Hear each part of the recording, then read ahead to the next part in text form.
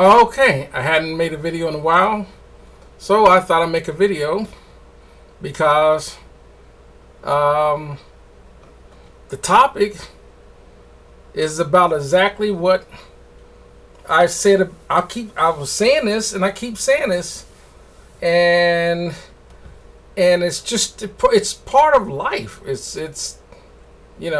so what I'm talking about is so I can.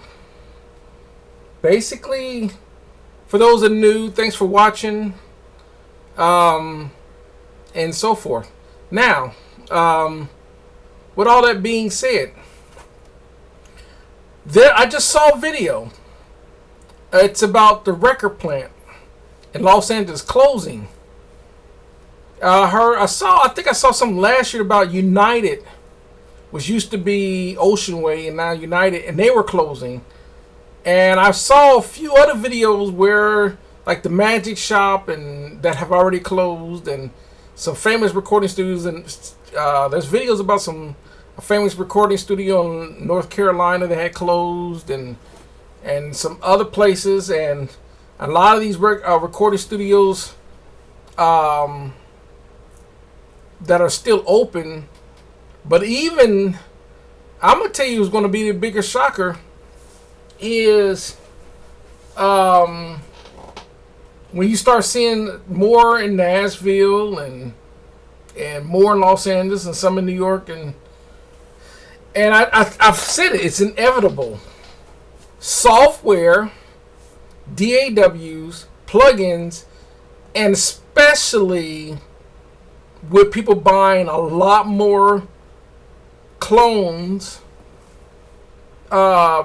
big name outboard gear just isn't as desirable anymore, because it's kind of like, I don't need to buy an LA2A Teletronics when my Lindale Audio, or my Warm Audio, my Clark Technic, or whatever, Heritage Audio, and all these clone companies are getting the same results, or plugins, Sound Toys, Sound Toys, or Soft Toys, or Isotope, or Fab Filter, and IK Multimedia, and Acoustic Audio, and so forth, and UAD plugins. But the biggest thing is, I saw the video because I had to make this comment. I've said this again. I've said this time and time again, and there are a lot of people making videos that they're concerned that recording studios are closing down. And I've said this over and over again. The only people that need the space in a room like that are bands and orchestras. You can substitute a lot of orchestra with a lot of digital synths and VST software instruments of strings and orchestras down.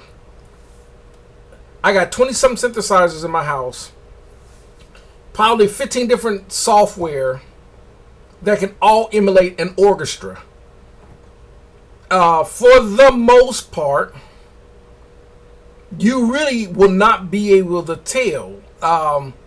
If I was to do an orchestra score consisting of violins, violas, cellos, upright bass, timpanis, and stuff like that, and they use that as some of the sound and score in a movie, most of the time people will not hear the details of if those sound like real violins, or if those are just digital sampled sounds of a violin. Most people are not going to be they're not going to hear the details of that when that's the undertones in a score movie that might have it could be a picture of a love scene or a scary scene or whatever. No one's going to hear that distinctly, except for people that can hear that distinctively.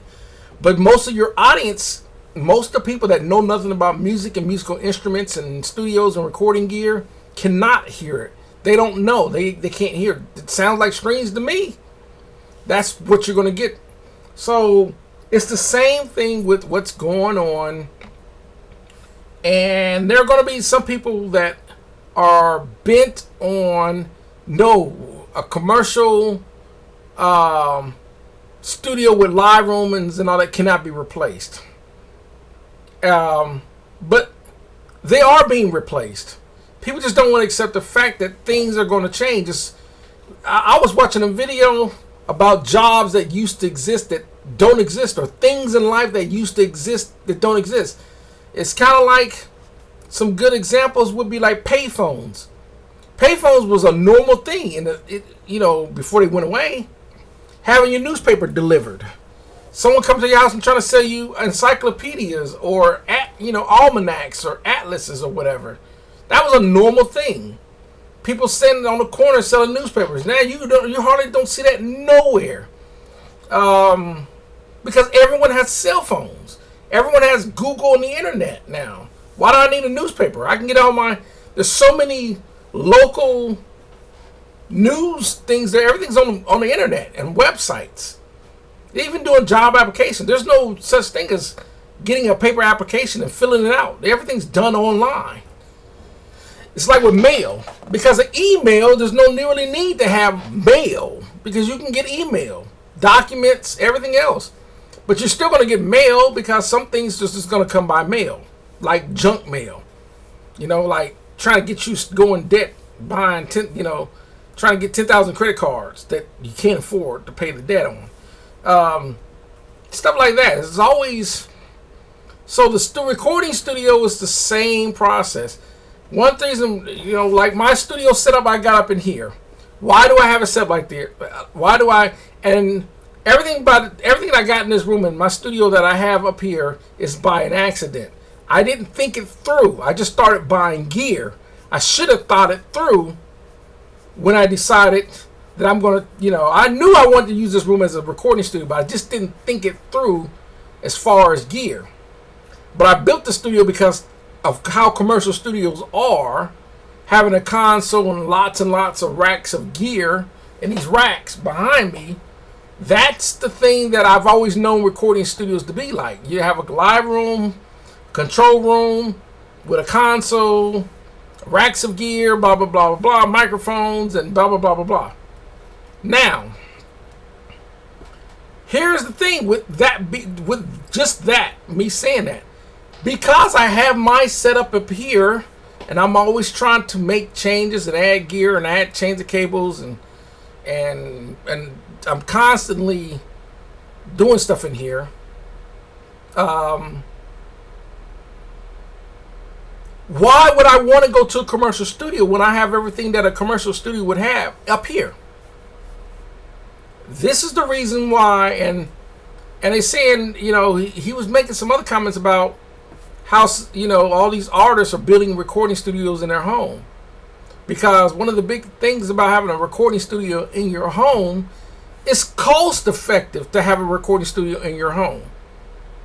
Because, and the guy was trying to make a justification that, one of the biggest complaints was being on the clock and the pressure. He said that, well, pressure is good because it made you, no, it's never good when you're under pressure. You can't, no.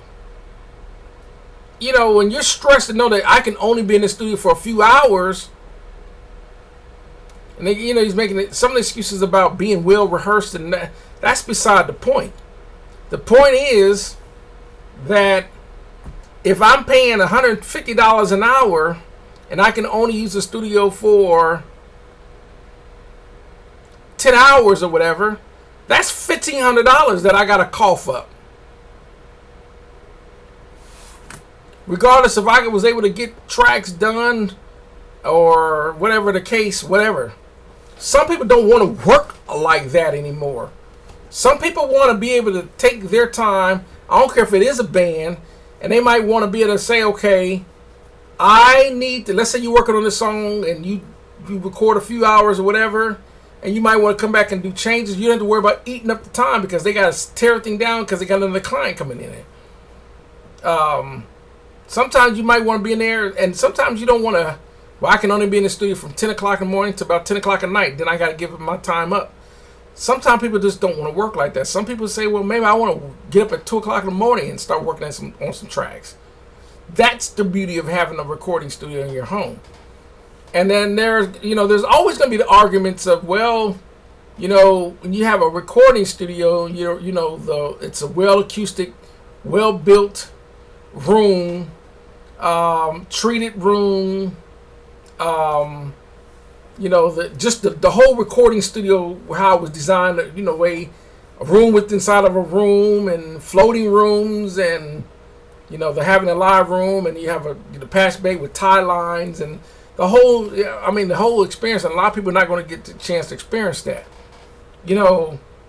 Sometimes it's like, using that analogy, and people always say, why do you use it? Because I'm a car guy too. It's like you can take a young person that never rode in a 65 Cadillac, whatever, right? But they've ridden in a 2018 Cadillac. For the most part, because a 2018 Cadillac, it may be overly computerized with a bunch of ideal electronics that could possibly fail. But for the most part, modern cars is what young people are used to riding in. Only people that are looking to ride in old school cars, that people have an interest in old school cars. Other than that, an 18-year-old probably have no interest in riding in a 65 Cadillac. They're probably more interested in riding in a 2018 Cadillac. That's just the way it is. You can't make, it's like, I'm going to take away your smartphone, your Android or your Apple, and make you use a rotary phone. No, you're not. They're not going to give up their Android or their iPhone just because you want to prove a point that it's pointless to use a rotary phone where all you can do is make a call and hang up or whatever. It's like, do you miss the dial tone? Most of the time when you pick up phones, you hear dial tone. That's how you knew that your phone you didn't get your phone cut off. Pick up the phone and you heard the dial tone. Okay, I can start making a call. The minute you start hitting buttons, the rotary or the push button, you knew you can. That's how you knew. But now, dial tones are non-existent on phones. But do you miss it? No, we don't miss it. Even the people that grew up with dial tones don't miss the dial tone. Old school way of doing things is like going to the bank, withdrawing all your money to go pay all your bills, to go and stand in line at all different places to go pay your bills. Most people don't miss that. Most people say, I can just go. I ain't got to go to the bank. I can go to this place. I can go to the website for my lights. I go to the website for my water bill, for my water. Or I can go to the website for this bill, the website for that bill. Hit pay the amount, and you can see the deductions out of your bank account. That's modern.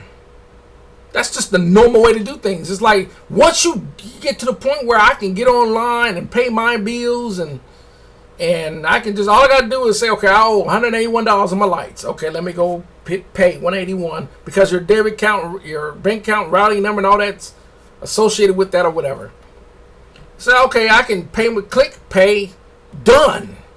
No standing in line, waiting 30, 45 an hour or whatever to stand in line to pay a bill. Who wants to do that except for people that don't want to change? These are the people that got the mindset. This is the people that get left behind. It's kind of like, it's like a person coming to and trying to buy a carburetor for their 2018. They don't make carburetors. They haven't made carburetors on cars with carburetors on as a modern piece of part for your car since the 90s. They got rid of carburetors because they knew fuel injection was way more efficient. That's why so my point to the recording studio, recording studios is it's way more efficient to have a home recording studio. It is. It's more benefits than it used to be. It used to be. Wasn't ideal. But also, here's another thing.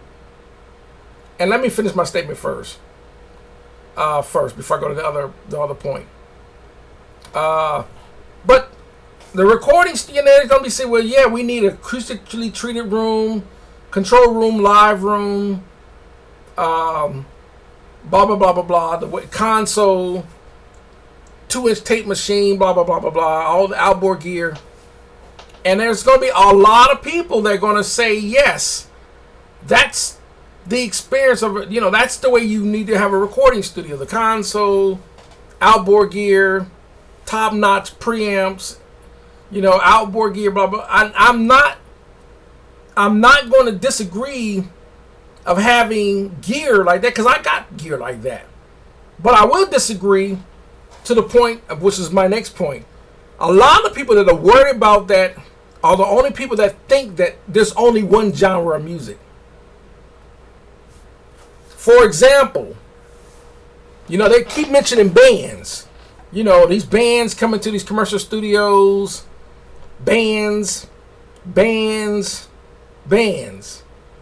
And really, technically, what music, for the most part, what kind of bands, and I'm talking about musicians with bands, what are the styles of music that most bands make? For the most part, there are only usually country and western bands, rock bands, or jazz bands. For the most part. But there are like 25 different genres of music that do not require I have a band. You have people like that's been a one-man music creating person for a long time, and I'm using producer music guru Teddy Riley has been using sequenced music using synthesizers and sequencing for years, for decades. And he has a lot of number one hits. Babyface is the same thing. Jimmy Jam and Terry Lewis are producers, the same thing. And not just named three, but there are literally thousands of producers. A lot of producers that most of us haven't heard of. But they got a lot of music out in the industry that you didn't realize they were producers making his music. But there are a lot of people out there, just like Tito Jackson from the Jacksons. He's been producing music for a lot of artists that you probably didn't realize he was doing that. And a lot of times these guys have always had home recording studios using software and synthesizers, and they would still implement maybe some real bass guitar here or some real guitar there every now and then. But a lot of that sounds are drum machines and synthesizer sounds that one person did all the music. That's especially in R&B. And with a lot of music today, we're talking trap and house music and hip hop and EDM music and techno and electronic music and everything else. Most of that is VST plugin software and using on programs like FL Studio and Reason and all these different software, Ableton Live. And these guys are using just one guy. He's programming beats. He'll program all his sounds. He's doing everything. One man person's doing all this. There's no band. Doesn't require all that instruments. Those virtual instruments and sounds do not require to have a treated drum room. It's the drum room. The only people that worry about a drum room is people that's going to use acoustic drum, probably going to try to record some rock or country or jazz band, whatever genre of music. That's the people that's worried about it. Not the people that make EDM music. That's been doing all their EDM music on Ableton Live, and they're using samples and drum machines and sounds and VST instruments or digital synthesizers like their Roland Phantom or their Yamaha Montage or their Chord Cronus, you know, and synthesizers like that, or just using VST instrument software, and they're using Reason, which have a whole bunch of VST instruments built in, or Ableton Live. A lot of these DAWs already got their own instruments in it. Studio One, or some of these DAWs come with loops and samples and sounds, and there are a lot of websites that you can get sounds from it, and the list just goes on and on. The creativity of what people are doing with modern music today do not require a commercial studio. So there are going to be people out there, like I said, it's always the ones that are going to make videos that, oh my God, I can't believe, you know, Electric Light out of New York is closing because record. We should have known that. You should have known that when record labels weren't making money, which they're not giving artists advance money to go do music, to go to book studios anymore. Record labels aren't even making any money because people don't buy CDs anymore. Everything's about the internet and downloading and streaming and everything else. So it's a trickle effect. It's kind of like if your stores, you think about this. If they're not, let's look at how things can affect. Here's another example. You're getting a lot of import goods. Samsung is, Korean. Hyundai and Kia are Korean. Sony is Japanese. Yamaha is Japanese. Canon and Nikon are Japanese companies. And list just goes on and on. Stuff has to be imported in. Well, you have to have people working at the docks to unload the ships. And once again, you have to have truck drivers deliver the stuff to distribution centers. Distribution centers have to have truck drivers delivered to retail stores. You have to have employees for all that. If you kill the import at the docks, you can't. There's no truck drivers can't deliver supplies, which means the stores don't get product. It's a whole big trickle effect. Stores don't get product, and once stores, because all the stores still need to pay their lights, water, bills, insurance, and everything else monthly, and they have to maintain so many profit. If they can't maintain profits and pay their bills and all that, they go out of business, i.e. having a liquidation sale or whatever. It's just a trickle effect. So it's the same thing with the music industry. Is a trickle effect down to the recording studios. The only reason why you hadn't needed commercial studios because you had artists that were getting advances that were getting screwed by the labels because they needed that money back.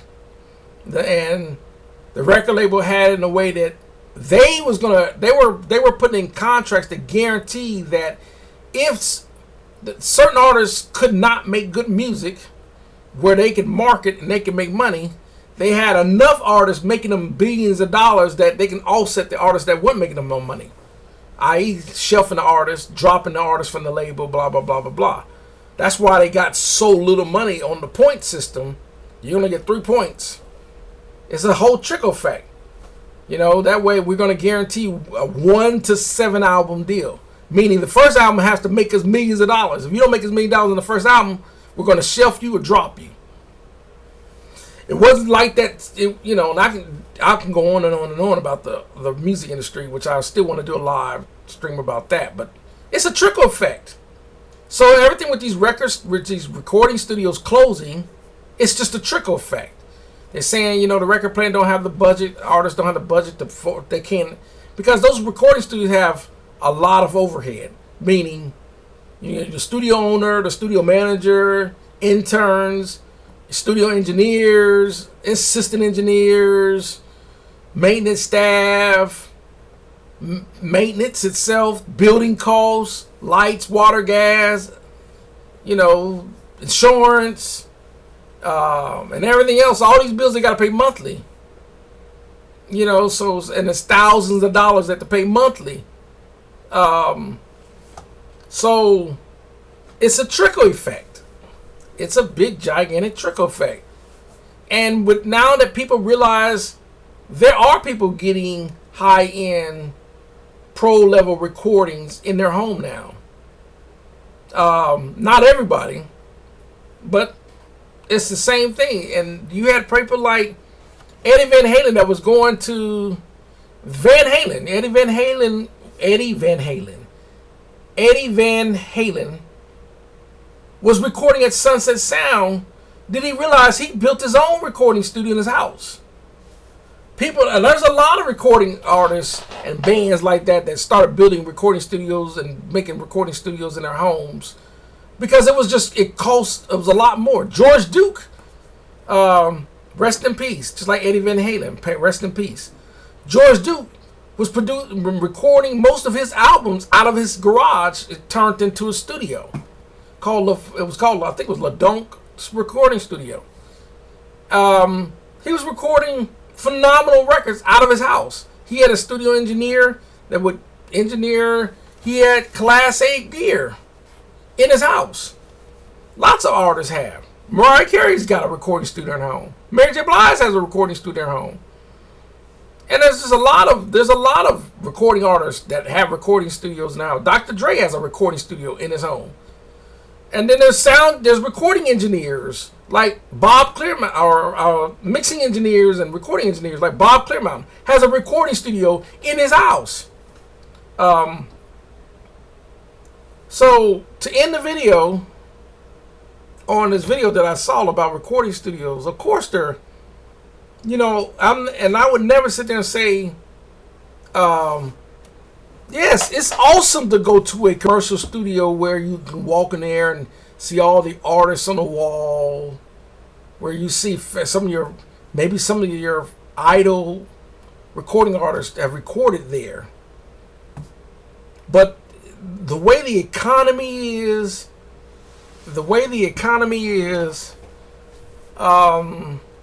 and the way things are going, a commercial studio is just not ideal anymore. And I know there are probably commercial studios, they may see this video, they might get mad because they might not like the video simply because you got to remember, in the end, a commercial studio, where they're renting out their studios to engineers and artists, is their blood money lifeline. So they're not going to like videos like this because they're not going to like the fact that their money, their income is dependent on artists coming to their recording studios. But that's just the way it is. It's just where everyone's buying DAWs, audio interfaces, some outboard gear, some microphones, and they're watching a ton of YouTube videos in case they don't know how to record. They look for channels like mine and thousands of others to get tips on how to do stuff. And that's just the way it is. It's kind of like, I'm not, plus most recording studios, commercial studios, even in Blackbird,